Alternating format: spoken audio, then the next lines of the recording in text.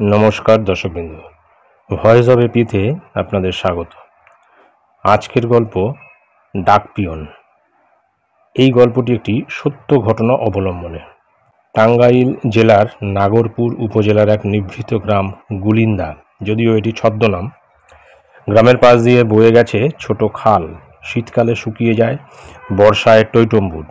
এই গ্রামের ঠিক মাঝখানে এক বিবর্ণ স্মৃতি হয়ে দাঁড়িয়ে আছে একটি পুরাতন পোস্ট অফিস। টিনের চালা ঢুকে গেছে ভিতরে, দেওয়ালের গায়ে কাঁচা সাদা রঙের লেখা বাংলাদেশ ডাক বিভাগ। গুলিন্দা শাখা আজও অক্ষয়, কিন্তু প্রাণহীন। এই পোস্ট অফিস ছিল একসময় পুরো অঞ্চলের আশার আলো।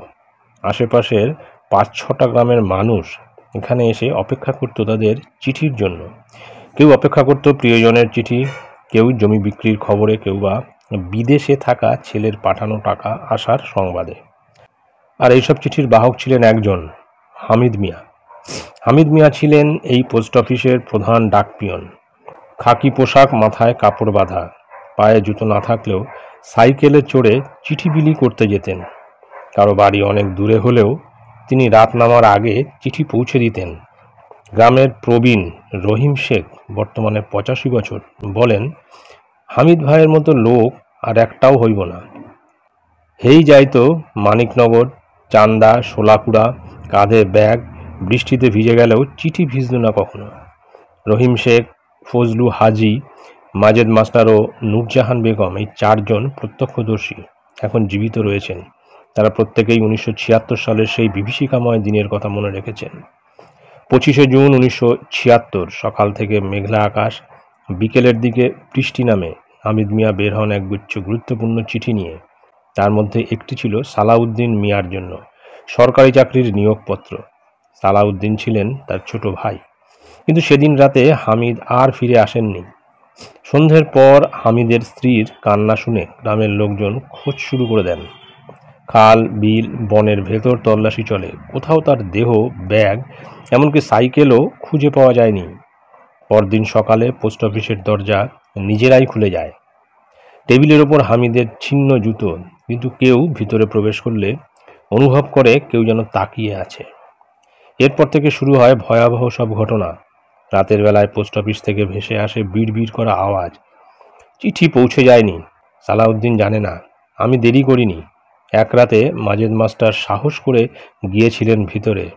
তিনি দেখেছিলেন এক অদ্ভুত অবয়ব, মুখ নেই, চোখ দুটো গভীর খালি, বসে বসে ব্যাগ খুলে চিঠি গুনছে।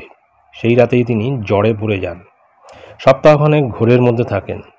এক সন্ধ্যায় নূরজাহান বেগম তার উঠোনে বসেছিলেন। হঠাৎ দেখেন পোস্ট অফিসের পিছনের গাছের দিকে কেউ চেয়ে আছে। সে ধীরে ধীরে বলে, আমি চিঠির কাছে ফিরে যাব। ওরা জানে না আমি মরিনি, আমি তো দায়িত্ব শেষ করিনি। সেদিন থেকে তিনিও রাতে একা বাইরে থাকেন না। পোস্ট অফিস বন্ধ হয়ে যায়, সরকার তা তালাবদ্ধ করে দেয়। কিন্তু রাতের আধারে অনেকেই বলে দেখেছে সেই খাকি পোশাকে লোকটা চলে যাচ্ছে মাঠের দিকে। পেছনে ব্যাগ ঝুলছে, পায়ে জুতা নেই, ছায়া নেই। গ্রামের তরুণ ফয়সাল একবার ভিডিও ধারণের চেষ্টা করেছিল। মোবাইল হ্যাং হয়ে যায়। ভিডিও তোলার 10 মিনিট পরেই তার শরীর ঠান্ডাও পড়ে যায়। ৩ দিন পর সে ঠিক হলেও মুখ দিয়ে বলছিল, আমি দেখেছি, ও কাঁদছিল। ২০২৪ সালের মার্চ মাসে ঢাকার ইতিহাস গবেষক ডক্টর রাকিব মাহমুদ গুলিন্দা গ্রামে আসেন। তিনি পোস্ট অফিস নিয়ে গবেষণা করছিলেন। এক রাতে তিনি সাহস করে পোস্ট অফিসের ভেতরে যান। সঙ্গে ছিল ইনফ্রারেড ক্যামেরা, রেকর্ডার, মাইক্রোফোন।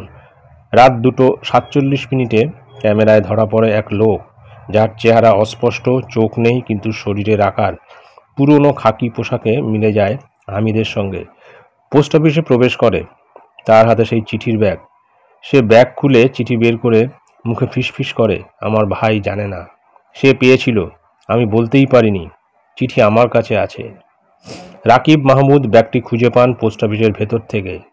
ব্যাগে মাত্র একটি চিঠি, সালাউদ্দিন মিয়ার চাকরির নিয়োগপত্র। সেটি আজও একদম অক্ষত, এমনকি কালি এখনো শুকিয়ে যায়নি বলেই মনে হয়। রাকিব গ্রামের প্রবীণদের ডেকে নিয়ে আসেন। সালাউদ্দিনের সন্তানদের সামনে সেই চিঠি খুলে পড়ে শোনান। তখন ফজলু হাজি, রহিম শেখ, মাজেদ মাস্টার সবাই একসাথে কান্নায় ভেঙে পড়েন। চিঠিটি নিয়ে গ্রামের ইমাম নামাজ পড়েন। একটি খালি কবর খুঁড়ে সেখানে কোরআন শরীফ সহ চিঠি ও ব্যাগ দাফন করা হয়, যেন সেই আত্মা অবশেষে শান্তি পায়। সেদিন থেকে গুলিন্দা পোস্ট অফিস আর রাতে শব্দ করে না, কেউ আর ছায়ামূর্তিকে দেখে না। তবে মেঘলা দিনে গ্রামের মাঝখানের পথ ধরে এক পায়ে হেঁটে কেউ যেন চলে যায় চুপচাপ।